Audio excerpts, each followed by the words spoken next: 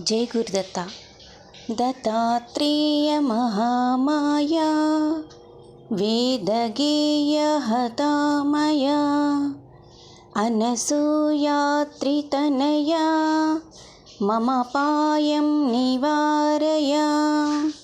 नमो नमस्ते जगदेकनाथा, नमो नमस्ते सुपवित्रगाता, नमो नमस्ते जगतामधीशा, नमो नमस्ते स्तु परावरेश।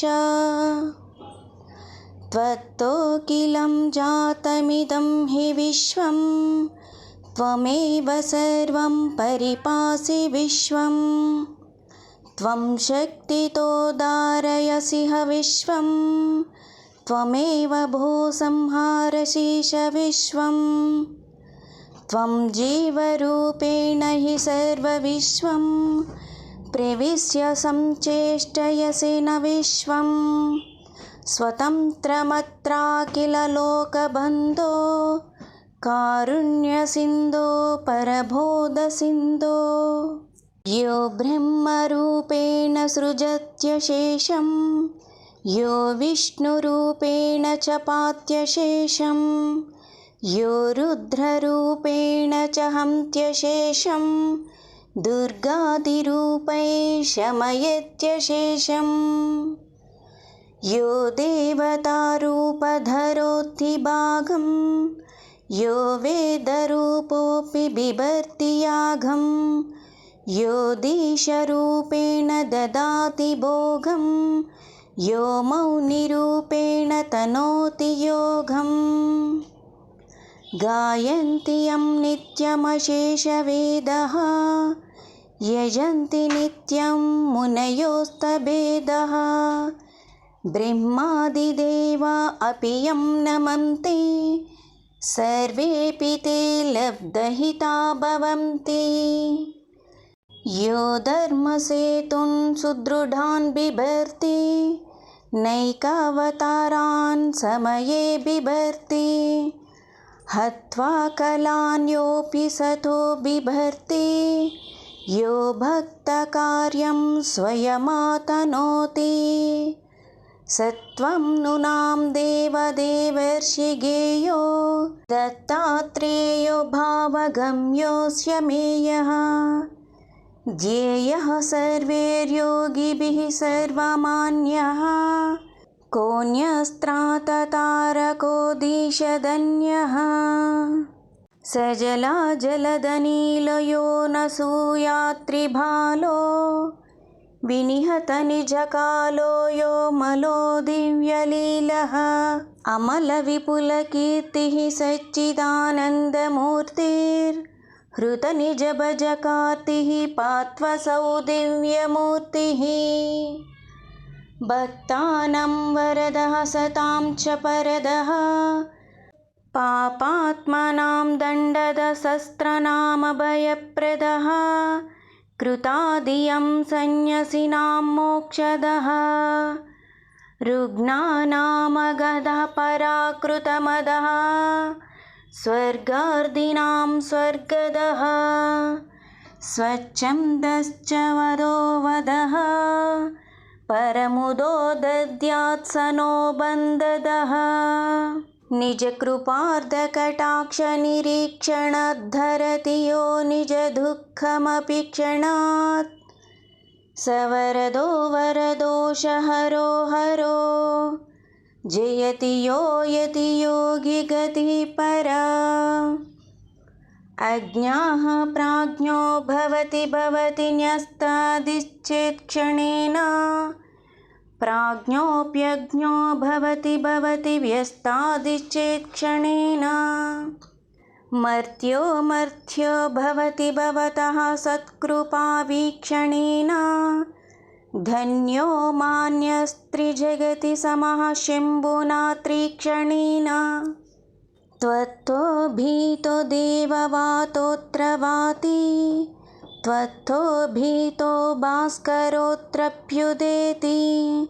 त्वत्तो भीतो वर्षतीन्द्रो दवाः, स्वस्थो भीतोऽग्निस्तदा हव्यवाहः बीतस्त्वत्तो दावतीशां तकोत्र बीतस्त्वत्तोऽन्येऽपि तिष्ठन्ति कोत्र मर्त्योऽन्येऽपि वा शासनं ते पाताले वान्यत्र वातिक्रमं ते अग्निरेकं तृणां दग्धुं न शासकत्वयार्पितं वातोऽपि तृणमधातुं न शासकत्वयार्पितं विना तवाज्ञं न च वृक्षपर्णं चलत्यः कोऽपि निमेषमेकं कर्तुं समर्थो भुवने किमर्थं करोत्यहं तां मनुजो वसस्ताम् पाषाणे कृष्णवर्णे कथमपि परितश्चिद्रहीने न जाने मण्डूकं जीवयस्या प्रतिहता महिमां चित्य सच्चक्तिजाने काष्ठास्माद्युक्तवृक्षांस्त्युदरकुहरगान् जारावितांश्च गर्भानुन्नां विश्वम्भरेशवसि कृतपयासा दन्ताहिनांस्ततार्भान् करोति सर्वस्य भवानपेक्षा कथं भवत्योऽस्य भवेदुपेक्षा अतापि मूढः प्रकरोति तुच्छां सेवां तवोजित्य च जीवितेच्छाम् द्वेष्यः प्रियो वा न च तेऽस्ति कच्चित् त्वं वर्तसे सर्वसमोदतुश्चेत् त्वमन्यथा भावयति स्वदोषा निर्दोषतायां तव वेदघोषः गृह्णसि नो कस्यचिदीश पुण्यं गृह्णसि नो कस्यचिदप्यपुण्यं क्रियाफलं मास्य च कर्तृभावं सृजस्य वेद्वेति न च स्वभावं मातुः शिशो दुर्गुणनाशनाय नाताडने निर्धयत न दोषः तथा नियं दुर्गुणदोषयोस्ते न दुष्टहत्या धयता न दोषः दुर्गातिरूपैर्महिषासुराध्यान् रामादिरूपैरपि रावणाध्यान् अनेकहिंसादिकपापयुक्तान् क्रूरान् सदाचारकथाभियुक्तान् स्वपापनाशार्थमनेककल्पान् नास्यं तयेतान्निरयानकल्पान् स्वकीयमुक्तौ निजशत्रुकृतान् कृत्वा भवान् ध्यायनयत्सपूतान् यापाययात संयमिषद्विषांसा लेभे गतिं मातृचितां दयालुः त्वत्तो परः को निजकार्यसक्तस्त्वमेव नित्यं ह्यभिमानयुक्तः नो कार्यं करणं च ते परगते लिङ्गं कलानापि ते विज्ञातत्वदमेय नान्य इति ते तत्त्वं प्रसिद्धं श्रुतेः नेशस्ते जनितादिकः सम उत्यानः कश्चनास्ति प्रभुर्दत्तात्रेय गुरो निजामरतरो त्वं सत्यमेको विभुः भोगादं सृजसीति कोऽपि वदति क्रीडार्थमिद्धं परेते केच्छास्ति समाप्तकाय महिमानं नो विदुर्हितरे